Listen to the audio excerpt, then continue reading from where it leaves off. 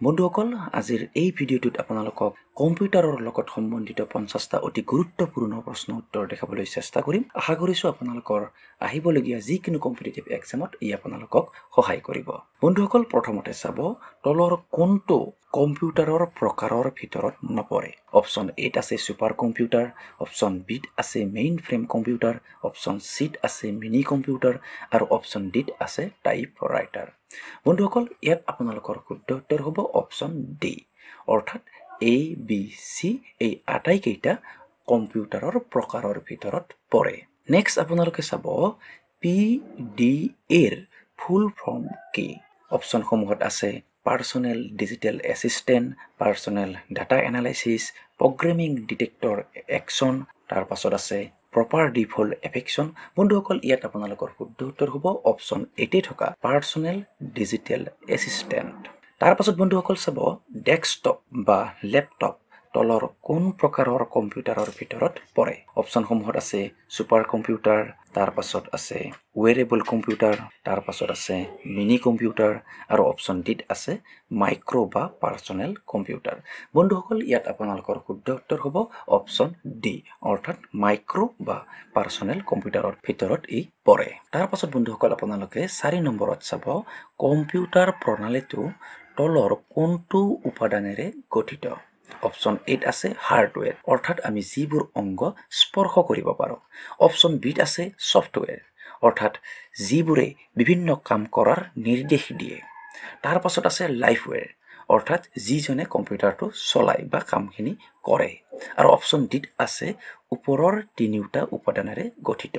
বন্ধুসকল ইয়াত আপোনালোকৰ শুদ্ধ উত্তৰ হ'ব অপচন ডি, অৰ্থাৎ ওপৰৰ তিনিওটা উপাদানেৰে কম্পিউটাৰ প্ৰণালীটো গঠিত হয়। তাৰ পাছত 5 নম্বৰত চাব তলৰ কোনটো অংগ হাৰ্ডৱেৰৰ ভিতৰত নপৰে। অপচনসমূহত আছে CPU, তাৰ পাছত আছে মনিটৰ, তাৰ পাছত আছে কীবৰ্ড আৰু অপচন ডিত আছে এডব ফটোশ্বপ।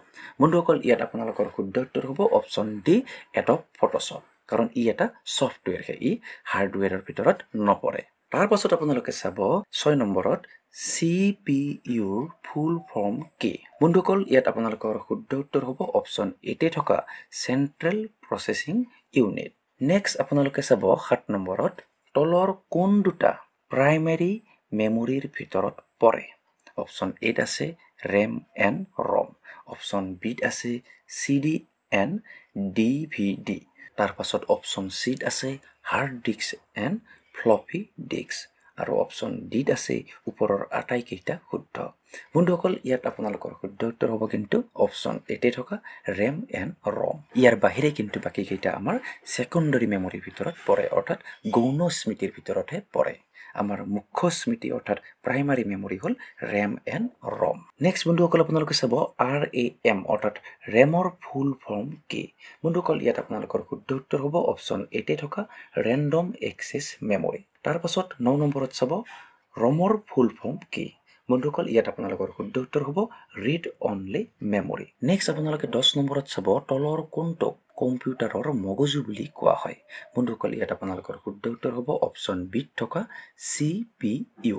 নেক্সট 11 নম্বৰত চাব কম্পিউটাৰৰ পিতৃ বুলি তলৰ কোনজনক কোৱা হয়। বন্ধুসকল ইয়াত আপোনালোকৰ শুদ্ধ উত্তৰ হ'ব চাৰ্লছ বেবেজক। তাৰ পাছত 12 নম্বৰত চাব তলৰ কোনটো আউটপুট ডিভাইচ হয়। অপচনসমূহত আছে যে মনিটৰ, প্ৰিণ্টাৰ, স্পীকাৰ আৰু অপচন ডিত আছে আটাইকেইটা। বন্ধুসকল ইয়াত আপোনালোকৰ শুদ্ধ উত্তৰ হ'ব অপচন ডি, অৰ্থাৎ আটাইকেইটাই আমাৰ আউটপুট ডিভাইচ হয়। নেক্সট 13 নম্বৰত চাব তলৰ কোনটো ইনপুট ডিভাইচ হয়। অপচনসমূহত আছে কীবৰ্ড, মাউচ, মাইক্ৰফোন আৰু অপচন ডিত আছে অল বুলি, অৰ্থাৎ আটাইকেইটা বুলি আছে। বন্ধুসকল ইয়াত আপোনালোকৰ শুদ্ধ উত্তৰ হ'ব অপচন ডি, অৰ্থাৎ কীবৰ্ড, মাউচ, মাইক্ৰফোন এইবিলাক আমাৰ ইনপুট ডিভাইচ হয়। নেক্সট বন্ধুসকল 14 নম্বৰত চাব ভাৰতে সাজি উলিওৱা প্ৰথম ছুপাৰ কম্পিউটাৰটোৰ নাম কি আছিল। বন্ধুসকল বহুত ইম্পৰ্টেণ্ট কুৱেশ্যন হয় এইটো। ইয়াৰ শুদ্ধ উত্তৰ হ'ব পৰম 8000। তাৰ পাছত 15 নম্বৰত চাব তলৰ কোনটো মডিফায়াৰ কি হয়। বন্ধুসকল ইয়াত আপোনালোকৰ শুদ্ধ উত্তৰ হ'ব অপচন ডি, ওপৰৰ আটাইকেইটা শুদ্ধ, অৰ্থাৎ এ অপচনত থকা শিফ্ট, বি অপচনত থকা কণ্ট্ৰল, চি অপচনত থকা অল্টাৰ এই তিনিওটাই মডিফায়াৰ কি হয়। নেক্সট 16 নম্বৰত চাব ইণ্টাৰনেটৰ পিতৃ বুলি কাক কোৱা হয়। ইয়াত আপোনালোকৰ শুদ্ধ উত্তৰ হ'ব ভিণ্ড চাৰ্ভ। তাৰ পাছত চাব WWW সম্পূৰ্ণ অৰ্থ বা ফুল ফৰ্ম কি? বন্ধুসকল ইয়াৰ শুদ্ধ উত্তৰ হ'ব ৱৰ্ল্ড ৱাইড ৱেব। ইয়াৰ উপৰি বন্ধুসকল ইয়াক কোনে ডেভেলপ কৰিছিল, কেতিয়া ডেভেলপ হৈছিল, এইবিলাকো কিন্তু আপোনালোকে চাই যাবলৈ নাপাহৰিব। নেক্সট 18 নম্বৰত চাব URL-ৰ সম্পূৰ্ণ ৰূপটো কি? বন্ধুসকল ইয়াত আপোনালোকৰ শুদ্ধ উত্তৰ হ'ব ইউনিফৰ্ম ৰিচোৰ্চ লোকেটৰ। তাৰ পাছত চাব 19 নম্বৰত GUI-ৰ সম্পূৰ্ণ ৰূপটো কি? বন্ধুসকল ইয়াৰ শুদ্ধ উত্তৰ হ'ব গ্ৰাফিকেল ইউজাৰ ইণ্টাৰফেচ। নেক্সট 20 নম্বৰত চাব তলৰ কোনটো CPU-ৰ অংগ হয়? A অপশ্যনত আছে ALU, B অপশ্যনত আছে CU অৰ্থাৎ কণ্ট্ৰল ইউনিট, অপশ্যন চিত আছে মেমৰি ইউনিট আৰু অপশ্যন ডিত আছে অল বুলি। বন্ধুসকল ইয়াত আপোনালোকৰ শুদ্ধ উত্তৰ হ'ব অপশ্যন ডি অৰ্থাৎ ওপৰৰ আটাইকেইটাই শুদ্ধ। নেক্সট 21 নম্বৰত চাব ALUৰ সম্পূৰ্ণ ৰূপটো কি? বন্ধুসকল ইয়াত আপোনালোকৰ শুদ্ধ উত্তৰ হ'ব এৰিথমেটিক এণ্ড লজিক ইউনিট। বন্ধুসকল CPUৰ এই ইউনিটটোৱে যোগ বিয়োগ পূৰণ হৰণ আৰু সৰু ডাঙৰ এইবিলাকৰ তুলনা কৰিব পাৰে। নেক্সট 22 নম্বৰত আপোনালোকে চাব পেন ড্ৰাইভ এক প্ৰকাৰৰ ছেকেণ্ডাৰী মেমৰি, তাৰ পাছত অপশ্যন বিত আছে প্ৰাইমাৰী মেমৰি। বন্ধুসকল ইয়াত আপোনালোকৰ শুদ্ধ উত্তৰ হ'ব অপশ্যন এতে থকা ছেকেণ্ডাৰী মেমৰি। তাৰ পাছত আপোনালোকে 23 নম্বৰত চাব কম্পিউটাৰৰ ফুল ফৰ্ম কি? বন্ধুসকল বিভিন্ন ধৰণৰ পৰীক্ষাত এই প্ৰশ্নটো অহা দেখা যায়। বন্ধুসকল ইয়াত আপোনালোকৰ শুদ্ধ উত্তৰ হ'ব commonly operating machine purposely used for technical and educational research.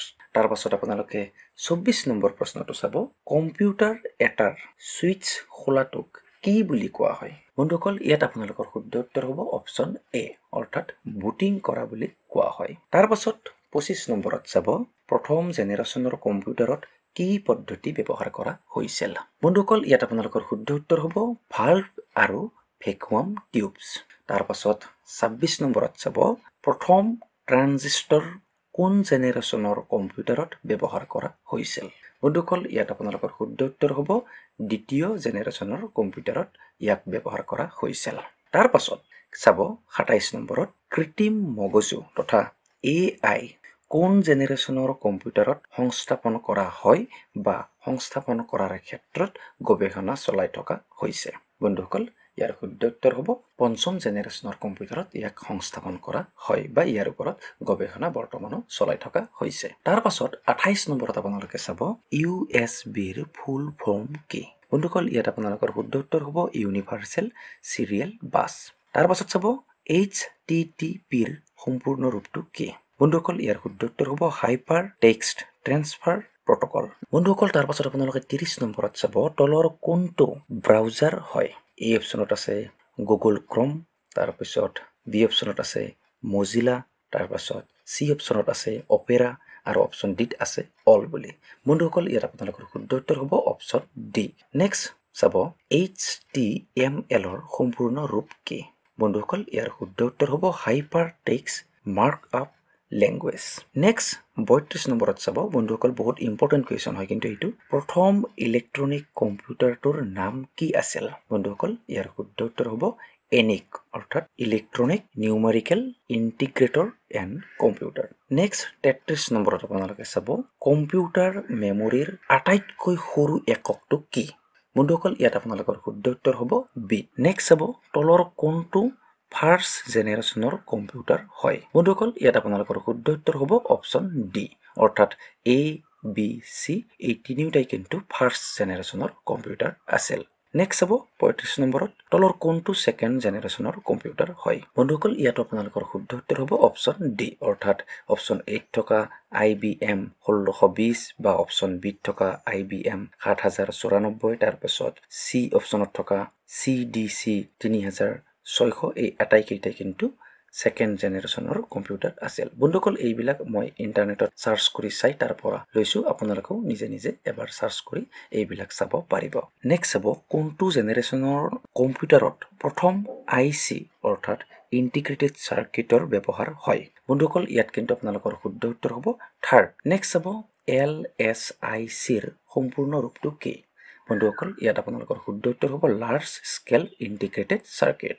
তাৰ পাছত চাব ভাৰতৰ প্ৰথম কম্পিউটাৰটো ক'ত স্থাপন কৰা হৈছিল বন্ধুসকল ইয়াৰ শুদ্ধ উত্তৰ হ'ব ভাৰতীয় পৰিসাংখ্যিক প্ৰতিষ্ঠান কলিকতাত ইয়াক স্থাপন কৰা হৈছিল নেক্সট চাব কম্পিউটাৰত তথ্যসমূহ কি ৰূপত সঞ্চিত হৈ থাকে ইয়াত আপোনালোকৰ শুদ্ধ উত্তৰ হ'ব বাইনেৰী তাৰ পাছত চাব কম্পিউটাৰত ব্যৱহাৰ হোৱা চিপছ বনাবলৈ কি ব্যৱহাৰ কৰা হয় বন্ধুসকল ইয়াত আপোনালোকৰ শুদ্ধ উত্তৰ হ'ব সিলিকন নেক্সট চাব অতীতৰ কম্পিউটাৰ আৰু বৰ্তমানৰ কম্পিউটাৰৰ ক্ৰমবিকাশক কেইটা স্তৰত বা কেইটা জেনেৰেশ্যনত বিভক্ত কৰিব পৰা যায় বন্ধুসকল ইয়াত আপোনালোকৰ শুদ্ধ উত্তৰ হ'ব 5টা নেক্সট চাব 1 বাইট কিমান বিটৰ সমান হয় বন্ধুসকল ইয়াত আপোনালোকৰ শুদ্ধ উত্তৰ হ'ব 8টা তাৰ পাছত চাব 1 গিগাবাইট ডেছ মেগাবাইটৰ সমান বন্ধুসকল ইয়াত আপোনালোকৰ শুদ্ধ উত্তৰ হ'ব 1024 নেক্সট চাব USB কোন প্ৰকাৰৰ ষ্টৰেজ ডিভাইচ বন্ধুসকল ইয়াত আপোনালোকৰ শুদ্ধ উত্তৰ হ'ব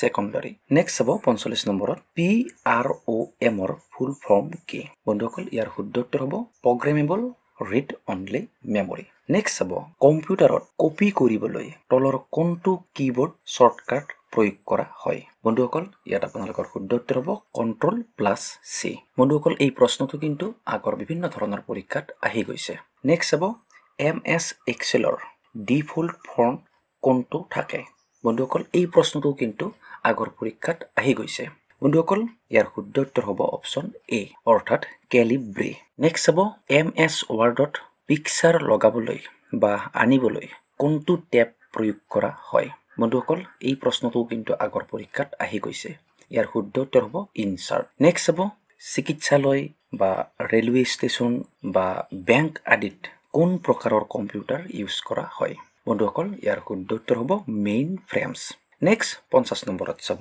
মেইল পঠাবলৈ তলৰ কোনটো প্ৰটোকল ইউজ হয় অপচনসমূহত আছে SMTP তাৰ পাছত HTTP তাৰ পাছত ARP তাৰ পাছত অপচন ডিত আছে POP3 বন্ধুসকল ইয়াত আপোনালোকৰ শুদ্ধ উত্তৰ হ'ব অপচন এ অৰ্থাৎ SMTP বন্ধুসকল আজিৰ এই ভিডিঅ'টোত আমি এই 50টা প্ৰশ্ন উত্তৰে সন্নিবিষ্ট কৰিলো আশা কৰিলো আপোনালোকে এই ভিডিঅ'টোৰ পৰা অলপ হলেও উপকৃত হ'ল যদি আজিৰ এই ভিডিঅ'টো আপোনালোকৰ ভাল লাগিল তেন্তে প্লিজ ভিডিঅ'টোত লাইক কৰক কমেন্ট কৰক আৰু আপোনাৰ বন্ধুবৰ্গলৈ এই ভিডিঅ'টো শ্বেয়াৰ কৰক ধন্যবাদ